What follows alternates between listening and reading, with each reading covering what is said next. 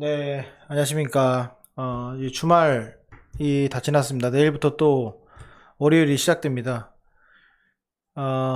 오늘 제가 좀 설명드릴 내용은 지난번 저는 뭐 이때 3월 달부터 제가 영상을 계속 쭉 올렸기 때문에 이 저점이고 코스피보다는 코스닥이 다르게 움직일 거라고 좀 말씀을 드렸고 V자 반등으로 올라간다고 말씀을 드렸습니다. 그리고 이 675선까지는 충분히 올라갈 것 같다라고 말씀을 드렸는데, 자, 오늘 드리고 싶은 말은 이겁니다.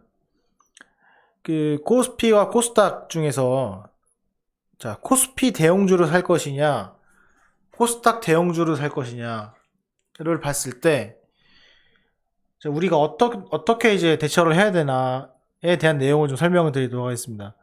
자, 우리가, 코스닥에서도 정말 우량한 종목들이 있습니다. 그쵸? 뭐 잡주도 많지만 우량한 종목도 있습니다. 그게 이제 코스닥 대형주라고 볼 수가 있고, 자, 코스피 대형주 같은 경우에도 그런 종목들이 있죠. 근데 우리가 이제 포지션을 할 때는 항상 이제 추종하는 게 ETF, 지수 ETF라고 기준을 했을 때, 자, 내가 코스닥에 있는 종목을 고를 것이냐, 코스피에 있는 종목을 고를 것이냐를 우리가 정해야 되는 거죠. 근데 그게 아니라 그냥 내가 원하는 종목을 샀더니 그게 코스닥이고 내가 샀더니 코스피면은 뭐 물론 그런 것도 좋지만 약간 뭔가 전략적이지 못한 부분이 없지 않아 있습니다. 그래서 제가 오늘 드리고 싶은 말씀은 코스닥의 대형주를 사는 것이 저는 더 올바르다고 생각을 합니다. 그리고 그렇게 지금도 이행을 하고 있습니다. 그래서 코스닥 종목 중에서도 탑 크게는 탑 100, 작게는 탑 50 정도 내에서 매수를 한다면 코스피의 대형주를 사는 것보다는 더 나을 것이다 라는 게 저의 의견이고, 또 하나 이제 말씀을 드리면 이전의 코스닥과는 전혀 다르게 움직일 거라고 지난번에 한번 말씀드린 바 있습니다. 자, 그게 이렇게 보시면 역대급의 거래량이 나왔어요. 지금 지난 역사상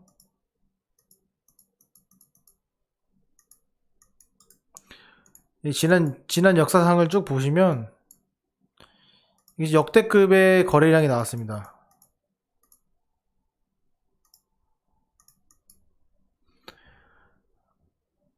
말이 안 되는 거거든요.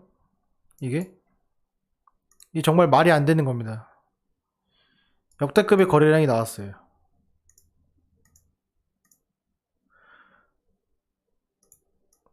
저는 이 전고점을 코스피보다는 더 빨리 올라갈 거라고 저는 생각을 하고, 그 근거는 제가 말씀드리도록 하겠습니다. 자, 여기 보시면은 자, KRX 마켓 데이터라고 되어 있는데 여기든 큰 내용을 참조할 필요는 없고, 여기 보시면 지수에서 주가 지수에 PER 추이가 있습니다. PER 추이를 클릭하시면 이렇게 나옵니다. 이렇게 나오는데, 자, 요거를 좀 설명을 드리도록 하겠습니다. 이게 무슨 말이냐면, 자, 퍼 아시죠, 다들? 퍼를 막 되게 어렵게 설명하는데 퍼는 간단합니다.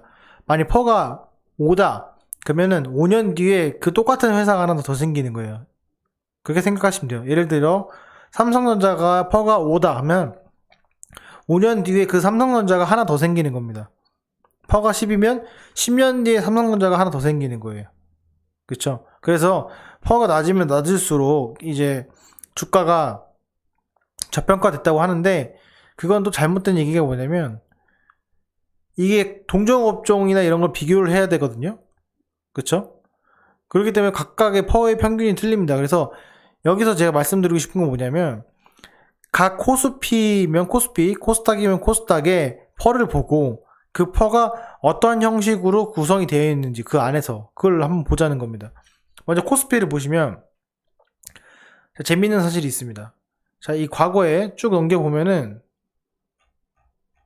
자, 2010년도 12월로 보겠습니다. 보시면 퍼가 17입니다. 이때가 주가가 많이 하락해 있을 상태입니다. 근데 퍼가 퍼가 2010년 12월에 퍼가 잘 보이실지 모르겠는데 퍼가 17입니다. 2010년 12월에 퍼가 17인데 코스피가 17이고 코스피 200도 17이고 코스피 100도 17이고 코스피 50도 17입니다. 그쵸? 이거 이상하지 않습니까? 어떻게 코스피의 전 종목의 평균이, 평균은 그 분포가 존재를 하죠. 그 분포에서 퍼가 더 높은 것도 있고 낮은 것도 있는데 퍼의 평균이 균일하게 됩니다. 이때가 언제냐면 2010년 12월입니다. 그 다음에 어떻게 되냐 잘 보시면 이게 종목별로 변화가 일어나는데 이게 나중에 어떻게 되냐면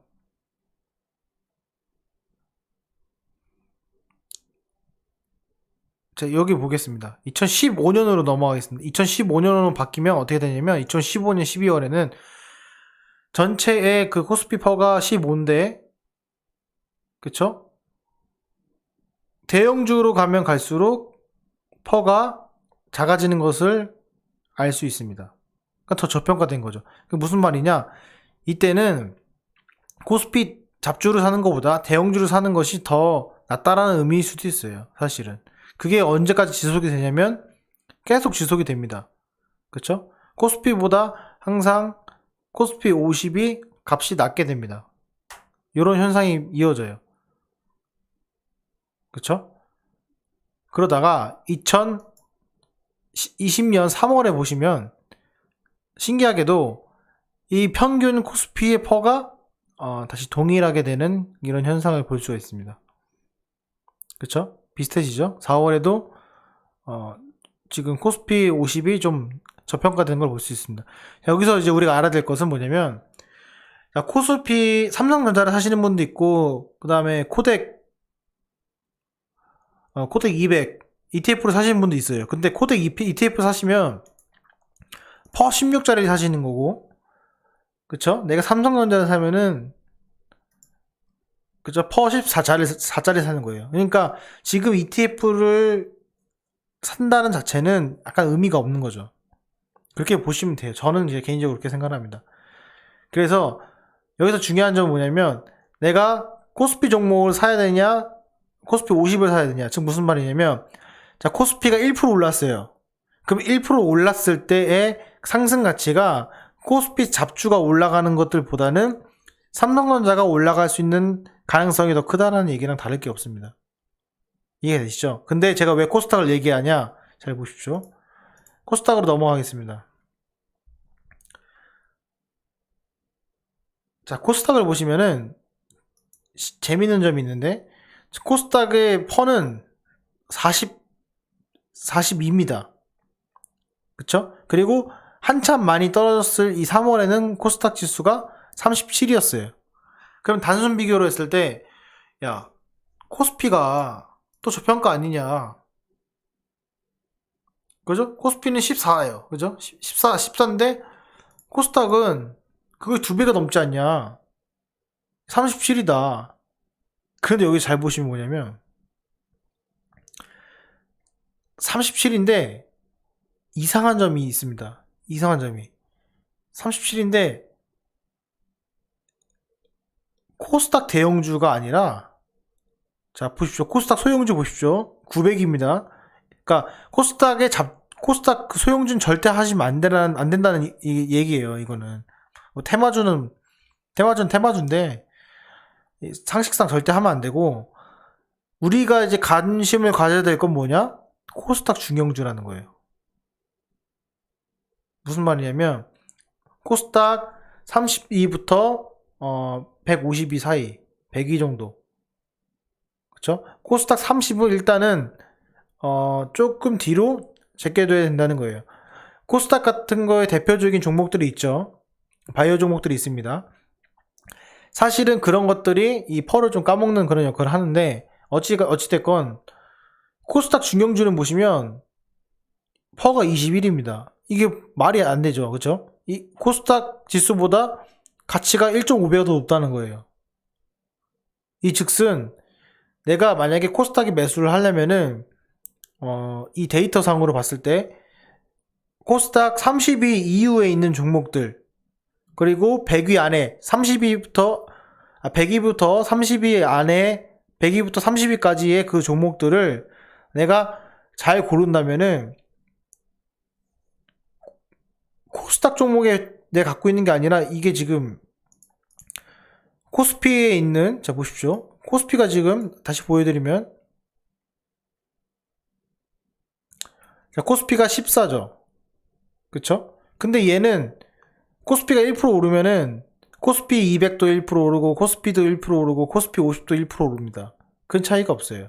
그는 그나마 코스피 50이 조금 더 올라갈 가능성이 크다. 저평가되어 있기 때문에. 그러면 코스닥으로 보시게 되면은 자, 코스닥이 지수가 1% 올랐다? 그러면 코스닥 중형주는 거의 2배 가까이 올라간다는 얘기예요. 이해가 되시죠? 그래서 이 데이터로만 제가 이런 이유로 인해서 제가 말씀을 드린 건데, 자, 오늘 이후로 좀 잘 생각해 볼 필요가 있습니다. 자, 지금 이 상황에서 내가 기본적인 종목만 골라도, 자, 코스닥 지수와 코스피 지수 중에 코스닥 지수의 중형주를 선택하는 것이 앞으로 지수가 오른다고 가정을 했을 때 가장 큰 수익을 줄 수 있는 그 어떤 섹터입니다.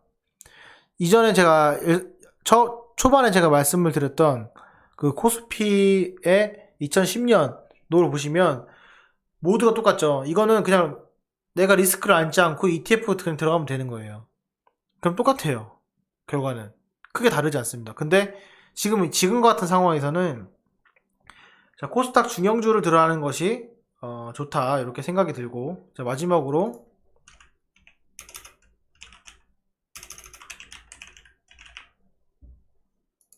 자, 시가총액 상위로 코스닥을 보시게 되면은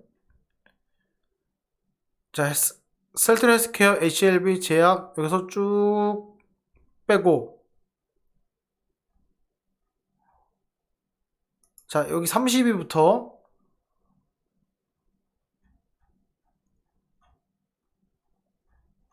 100위까지입니다. 100위까지 놓고 여기서 회사 기업 안 좋은 것도 다 자르세요. 이게 다 자르다 보면은 결국에는 어떻게 되냐? 그런 종목들이 나중에 코스닥 지수가 올랐을 때 그거보다 더 많이 오르는 경우가 생긴다. 이렇게 좀 생각을 할 수 있습니다. 그래서 이게 뭐 저것만 갖고 어떻게 그러냐 하는데, 일단 이거라도 보고 우리가 종목을 분할 매수하거나 분산 투자 하실 때 꼭 참고하셔가지고 투자에 좀 도움이 되셨으면 좋겠습니다. 참고로 저는 거의 대부분이 코스닥입니다. 네, 이 점 꼭 참조하셔서 여러분들 투자에 좀 도움이 되셨으면 좋겠습니다. 자, 오늘 영상 여기까지 하겠습니다. 자, 주말 잘 보내셨고 내일 또 상승하는 장 있었으면 좋겠습니다. 감사합니다.